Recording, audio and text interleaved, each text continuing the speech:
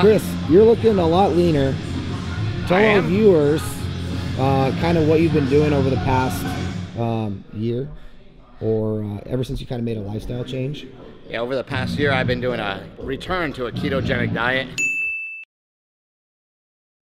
When I moved to California in 1994, I was told by my powerlifting coach that I was too fat and I needed to lose weight. So he actually put me on a diet of red meat and water for about 6 weeks until I went into the competition. And then I made weight for the competition. I continued on that, and I went all the way from the 242 class down to the 198 class. And for whatever reason, I stopped doing that because I felt like maybe it was dangerous or it wasn't good for you or whatever. And then come 20 years later, I do a ketogenic diet for a year. And I get to the, you know, I fall into some pitfalls with keto. I had some plateaus. I had a lot of inflammation still in my body, a lot of pain.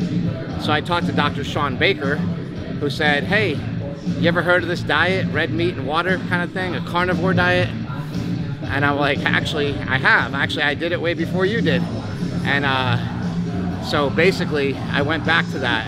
But having a doctor in your corner that like knows why red meat will help you decrease inflammation. Now, a lot of people think it will increase inflammation, but what I've learned is that your body's always seeking nutrients.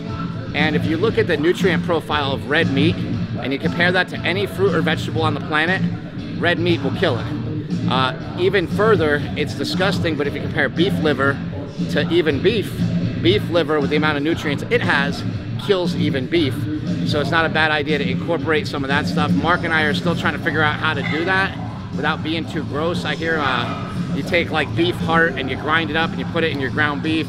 You use beef liver in your ground beef and stuff like that to help. I haven't gotten that far deep yet, but I think what I've learned a lot from it. I don't think it's sustainable forever. I don't advise it for everybody forever.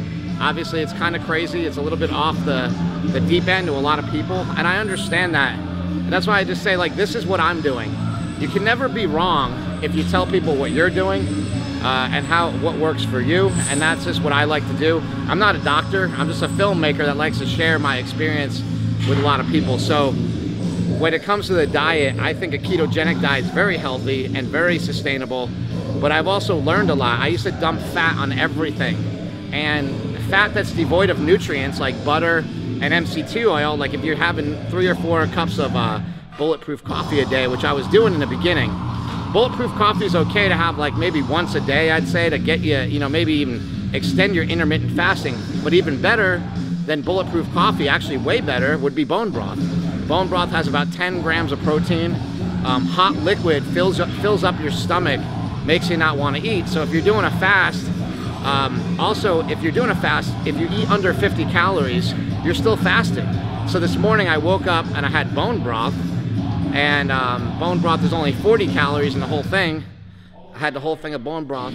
You know, I'm not hungry. Getting through my training session.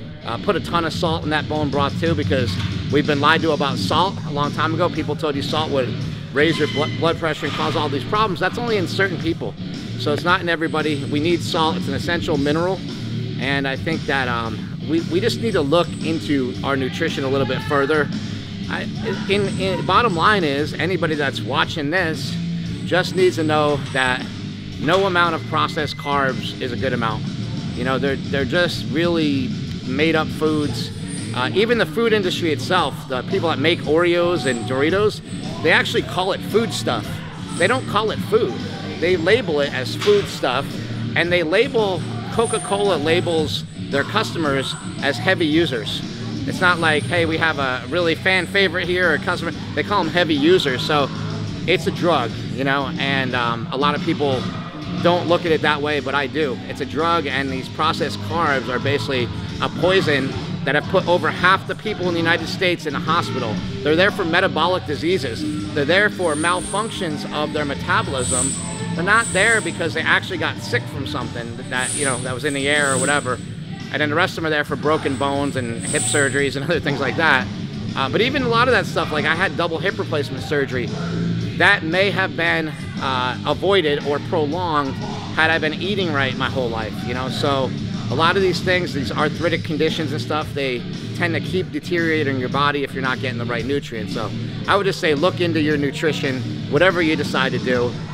Don't think that anybody's trying to force your arm, you know, twist your arm into doing anything. We're just trying to help. We're just trying to provide information.